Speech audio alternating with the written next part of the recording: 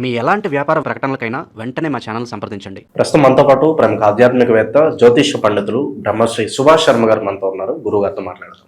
నమస్కారం గురుగారు. శ్రీమాత్రేనమండి. గురుగారు, ఏప్రిల్ మాసంలో ఉన్నాం ప్రస్తుతానికి. మనకు మరి మీనరాశి వాళ్ళకి ఈ మాసం ప్రత్యేకంగా ఎదురయ్యే లాభ నష్టాలు, మంచి చెడులు ఏ విధంగా ఉండబోతున్నాయి, మరి వీళ్ళు ఎట్లాంటి జాగ్రత్తలు తీసుకోవాలి?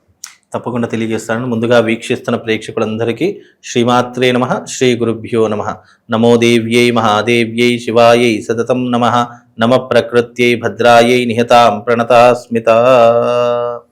ఇది కేవలం మాసవారి ఫలితాలు మాత్రమే.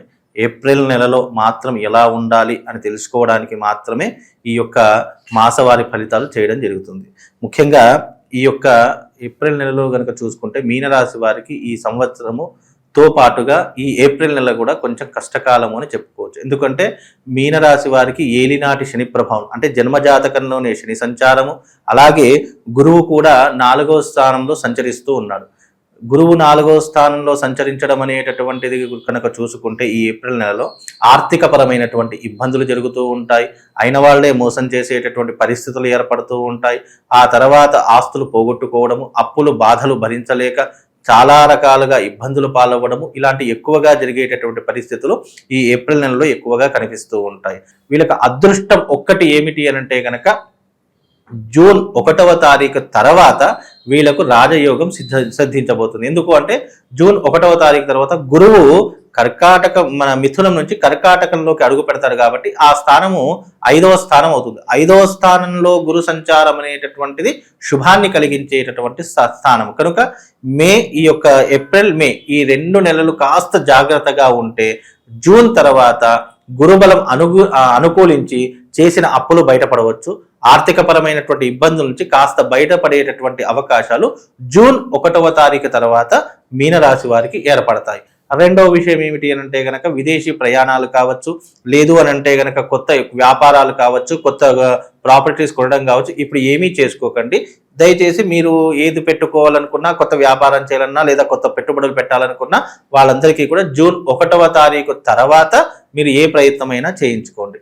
అలాగే ఈ మధ్యకాలంలో మీరు జాగ్రత్తగా ఉండేటటువంటి ప్రయత్నం చేసుకోవాలి. అనవసరమైనటువంటి విషయాల జోలికి వెళ్ళకూడదు. నమ్మి డబ్బులు ఎవరికి ఇవ్వకూడదు. నమ్మి డబ్బులు ఇచ్చారా మీరు మోసపోయేటటువంటి లక్షణాలు ఎక్కువగా ఏర్పడతాయి. అలాగే మన అవసరం ఉంటే తప్ప మన నోరు విప్పనటువంటి పని మనం చాలా మటుకు జాగ్రత్తగా ఉండాలి. మనకు మామూలుగా మనిషి యొక్క నైజం ఏంటంటే అనవసరమైనటువంటి విషయాలు ఎక్కువ మాట్లాడతారు, అవసరమైనటువంటి విషయాలు తక్కువ మాట్లాడతారు. కాబట్టి మీనరాశి వారు మన అవసరం ఉంటే తప్ప మాట్లాడకూడదు. ఇంకోటి, ఉచిత సలహాలు ఎవ్వరికి ఇవ్వకూడదు. అలా ఇచ్చారా మీరు మూర్ఖుల్లా జమకట్టేస్తూ ఉంటారు. అలాగే వ్యర్థమైనటువంటి ప్రయాణాలు చేయడము, డబ్బులు అధికంగా ఖర్చు చేసుకోవడము, అయిన వాళ్లతో శత్రుత్వం ఏర్పరచుకోవడము, ఇలాంటివి జరుగుతూ ఉంటాయి. పెద్దవాళ్ళ యొక్క ఆస్తిపాస్తులు ఏవైతున్నాయో అమ్ముకునేటటువంటి పరిస్థితులు ఏర్పడుతూ ఉంటాయి. అలాగే అకాలమైనటువంటి భోజనం చేస్తూ ఉంటారు. సమయానికి భోజనం ఉండదు, సమయానికి నిద్ర ఉండదు. అదే రకంగా వీళ్లకు మానసికంగా, శారీరకంగా చాలా మటుకు బాధపడేటటువంటి పరిస్థితులు వాతావరణంలో ఏర్పడుతూ ఉంటూ ఉంటాయి. అలాగే జన్మస్థానంలో శని ఉన్నాడు కాబట్టి కోపము, ఆవేశము, షార్ట్ టెంపరు, అనుకోనటువంటి మాట తీరు, ఇవన్నీ కూడా ప్రవర్తన అంతేటటువంటిది చేంజ్ అయిపోయేటటువంటి లక్షణాలు ఈ యొక్క మీనరాశి వారికి ఏర్పడబోతున్నాయి. అలాగే ఈ మీనరాశి వారికి ఈ యొక్క ఏప్రిల్ నెలలో కనుక చూసుకున్నట్టయితే కాస్త భారం ఏర్పడేటటువంటి పరిస్థితులు ఏర్పడుతూ ఉంటాయి. ఎందుకు అనంటే కనుక శుభకార్యాలు చేయడం వల్ల కావచ్చు, చదువు వృత్తి వల్ల కావచ్చు, లేదా విదేశీ ప్రయాణాల వల్ల కావచ్చు ఖర్చులు అధికమవుతూ ఉంటాయి.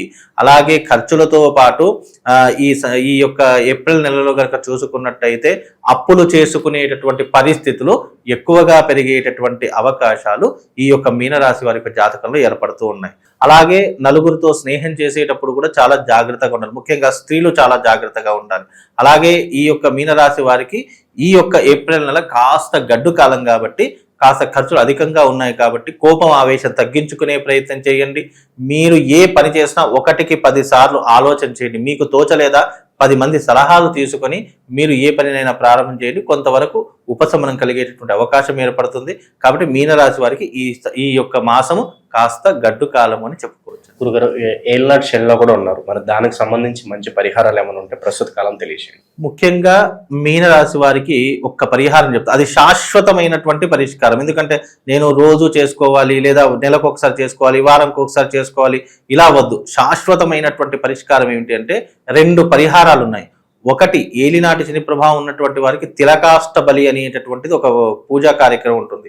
లేదు అంటే తిలహోమ తంత్ర సాధన, చాలా పవర్ఫుల్. ఇక తిలహోమ తంత్ర సాధన చేస్తే శని కాదు కదా, ఎవరూ కూడా ఏ గ్రహం కూడా ఏమీ చేయలేనటువంటి విధానాలు ఉంటాయి. అది తాంత్రిక విధానంలో పొందుపరిచినటువంటి ఒక క్రియలో భాగమే ఈ తిలహోమ తంత్రము లేదా తిలకాష్ట బలి. ఈ రెండిట్లో మీ స్తోమత ఏదైతే ఉందో దానికి అనుగుణంగా ఈ రెండిట్లో ఏదో ఒకటి చేసుకునే ప్రయత్నం చేస్తే ఏలినాటి శని ప్రభావం తగ్గుముఖం పడుతుంది. ప్రభావం పూర్తిగా తొలగిపోదు, తగ్గుముఖం పడుతుంది. మనకు వచ్చే ఆపదలు ఏవైతే ఉన్నాయో, గండాలు ఏవైతే ఉన్నాయో, గోటి దాకా వచ్చి గొడ్డల దాకా పోతుంది అంటారు కదా, అది గొడ్డల దాకా కాకుండా గోటి దాకా వచ్చి ఇలా అతికి వెళ్ళిపోయేటటువంటి అవకాశాలు ఉంటాయి. కాబట్టి ఈ రెండిట్లో ఏదన్నా ఒక పరిహారం చేయించుకోవడం చాలా ఉత్తమమైనటువంటి మార్గం. కొంతమంది ఉంటారు, గురుగారు మేము ఏమి పరిహారం చేసుకోలేమండి, మాకు డబ్బులు ఖర్చు పెట్టేటటువంటి స్తోమత లేదు అని అంటూ ఉంటారు. అలాంటి వారికి ఓం నీలాంజన సమాభాసం రవిపుత్రమిమాగ్రజం ఛాయామార్తాండ సంభూతం తం నమామి శనైశ్చరం అనే మంత్రాన్ని రోజు 108 సార్లు చదువుకోండి. ఎవ్రీడే, ప్రతిరోజు లేచిన వెంటనే, స్నానం చేసిన వెంటనే మీ యొక్క నుదుటి పైన సింధూరం ఉండాలి. సింధూరం అంటే ఆంజనేయ స్వామికి మనం పెడతాం చూసారా, ఆ సింధూరం ఖచ్చితంగా మీనరాశి వారి యొక్క నుదుటి మీద ఉండాలి. రెండవది ఏమిటి అని అంటే కనుక సూర్య నమస్కారాలు చేసుకుంటూ మీరు నుదుటి మీద సింధూరం పెట్టుకుంటే కొంతవరకు మీకు శనిగ్రహ పీడలు తగ్గుముఖం పట్టేటటువంటి అవకాశము ఏర్పడుతుంది. ఈ పరిహారం చేయించుకుంటే బాగుంది. అంటే ఎవరి స్టేటస్తో తగినట్టుగా వాళ్ళు. ఎక్కువ బాధలు ఉన్నాయి, తిలహోమ తంత్రం చేసుకోండి. లేదండి కొన్ని తక్కువ బాధలు ఉన్నాయి, ఇది చేస్తే సరిపోతుందంటే తిలకాష్ట బలి చేసుకోండి. మాకు అసలు డబ్బులు లేవండి, మేము ఖర్చు పెట్టే స్తోమతలో లేవు అని అనుకుంటే కనుక మామూలుగా సింధూరం పెట్టుకోండి, నేను చెప్పినటువంటి విధంగా ఈ మంత్రం చదువుకోండి, తప్పకుండా సూర్య నమస్కారాలు చేసుకోండి, కొంతవరకు ఉపశమనం కలిగేటటువంటి అవకాశం ఏర్పడుతుంది. గురుగారు ఈ రాశి వాళ్ళకి ప్రత్యేకంగా శత్రువులు బాగా ఎక్కువగా ఉన్నారు, నరఘోష నరదిష్టి ఎక్కువగా ఉంది, మేము బాగుపడుతున్నా ఏమన్నా కొనుక్కున్నా కూడా చూసి ఓరవలేని వాళ్ళు ఎక్కువగా తయారయ్యారు మా జీవితాల్లో అనుకున్న వాళ్ళకి ఈ ప్రభావాలన్నీ దూరం అవడానికి మంచి పరిష్కార మార్గం ఏమైనా తెలియజేయండి. తప్పకుండా అండి. ముందుగా వీక్షిస్తున్న ప్రేక్షకులందరికీ శ్రీమాత్రే నమః, శ్రీ గురుభ్యో నమః. నమస్తే అస్తు మహామాయే శ్రీపీఠే సురపూజితే శంఖచక్ర గదాహస్తే మహాలక్ష్మీ నమోస్తుతే.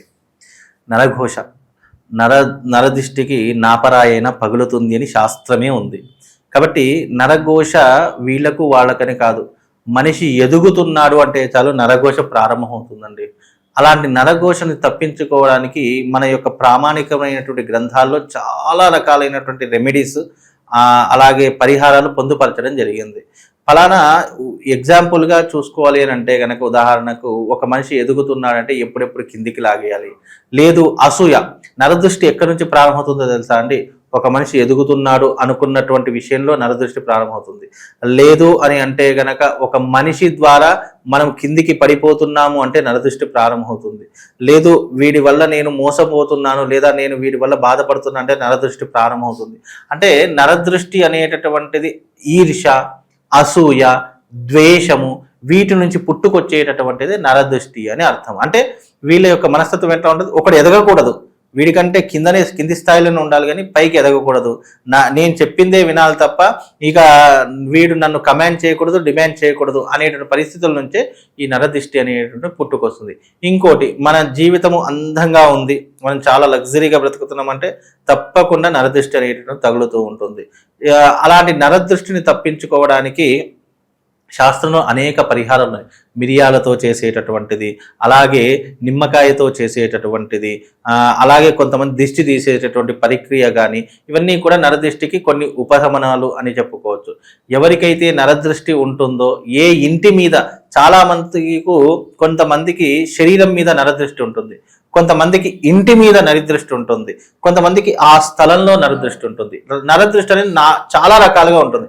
ఎగ్జాంపుల్గా ఒక మంచి ఇల్లు కనుక్కున్నాం అనుకోండి, ఇల్లు కట్టుకున్నాం అనుకోండి, అబ్బా ఏ ముందులా ఇల్లు ఎంతమందిని ముంచి కట్టాడో అని ఇక అక్కడ నుంచి స్టార్ట్ అవుతుంది మన దరిద్రము. ఇక రెండవ విషయం ఏంటి అంటే, ఒక మనిషి మీద, అరే ఈ మనిషి చాలా లగ్జరీగా బ్రతుకుతున్నాడు, ఇతన్ని చూసి అందరూ ఇష్టపడుతున్నారే అని చూసి అంటే మన ఇష్టాన్ని ఎదుటి వాళ్ళు ఓర్వలేక నరదృష్టి అక్కడ నుంచి ప్రారంభమవుతుంది. ఇక రెండోది స్థల ప్రభావం, అది కూడా నరదృష్టికి ఒక ప్రభావం అని చెప్పుకోవచ్చు. ఇన్ని రకాలైనటువంటి నరదృష్టిలు ఉన్నాయి. వీటన్నింటి నుంచి తప్పించుకోవాలి అని అంటే గనక మనిషి మీద నరదృష్టి ఉంటే కార్యసిద్ధి యంత్రం అనేది ఒకటి ఉంటుంది. అది ఎప్పుడు మన పర్సులో పెట్టుకోవాలి. ఆ యంత్రం ఉన్నంతసేపు ఏమవుతుందంటే మనం ప్రొటెక్ట్ చేస్తూ ఉంటుంది. ఇప్పుడు మన శరీరానికి, మన యొక్క హృదయానికి, మన యొక్క మెదడుకి ప్రొటెక్ట్ ఏంటంటే బయట కనిపించేటటువంటి ఈ లేయర్కి కూడా రక్షణ కావాలి అని అంటే గనక మన యొక్క శరీరం మీద ఎప్పటికీ కూడా సర్వ కార్యసిద్ధి యంత్రం ఉండాలి. రెండవది, ఇంటి మీద నరదృష్టి ఉంది. ఇల్లు అయితే కూలగొట్టుకోలేం కదా, ఇల్లు ఒక దగ్గర నుంచి ఇంకో దగ్గరికి మార్చుకోలేము. అయితే అమ్మేసేయాలి లేదా నరదృష్టి తీసేసుకోవాలి. దానికి ఏంటి అని అంటే గనక సకల కార్య వాస్తు యంత్రం ఉంటుంది. ఆ సకల కార్య వాస్తు యంత్రం అనేటటువంటి ఇంటికి తగిలించుకోవడం వల్ల నరదృష్టే కాదు, నరఘోష, శత్రుపీడ, అలాగే ఈ బ్లాక్ మ్యాజిక్ ఇవి చేస్తారు కదా అలాంటివి, అలాగే ఈ యొక్క రాక్షస బాధ, ఆర్థిక బాధ, ఇవన్నీ తొలగిపోవడానికి ఈ యొక్క యంత్రం అనేటటువంటి చాలా పవర్ఫుల్ అండి. దాంట్లో ఒక యంత్రమే కాదు, దాంట్లో దాదాపుగా 12 యంత్రాలు నిక్షిప్తమై ఉంటాయి. అది ఒక పిరమిడ్ ఆకారంలో ఉంటుంది. ఆ యంత్రం గనక మీరు పెట్టుకుంటే ఇంటి మీద కూడా నరదృష్టి తొలగిపోతుంది. ఈ రకమైనటువంటి పరిహారాలు చేసుకోండి. ప్రతిరోజు ఇంట్లోకి వెళ్ళేటప్పుడు కాళ్ళు కడుక్కొని వెళ్ళాలి. అలాగే ఇంటి నుంచి బయటకు వచ్చేటప్పుడు నోటిలో ఒక లవంగా వేసుకోండి. దానివల్ల నరదృష్టి అనేటటువంటిది ఉండదు. అది మిమ్మల్ని ఒక ప్రొటెక్ట్ లాగా చేస్తూ ఉంటుంది. అలాగే ఈ యొక్క నరదృష్టి వల్ల ఎవరైనా బాధపడుతున్నారు, ఇంటి మీద నరదృష్టి ఉందా, శరీరం మీద నరదృష్టి ఉందా తెలుసుకొని ఈ పరిహారాలు చేసుకుంటే కొంతవరకు మీకు ప్రొటెక్ట్ కలిగి కొంతవరకు మీకు ఉపశమనం అనేటటువంటి కలుగుతుంది. మంచి విశ్లేషణ అందించారు. ఈ రాశి వాళ్ళకి ఏ విధంగా ఉంటుందో. ధన్యవాదాలు.